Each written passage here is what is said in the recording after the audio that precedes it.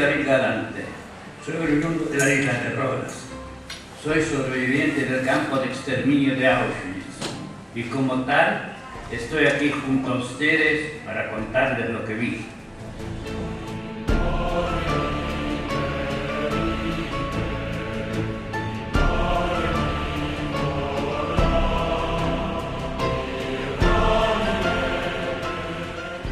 Quizá uno de los antepasados de Ana Leiva, sin abdicar de su fe antes de espiar en la hoguera de la Inquisición, y mientras el Santo Oficio lo sometía a las más crueles abominaciones por negarse a la conversión, elevó su mirada al cielo y dejó allí engarzada la estrella de David de su alma.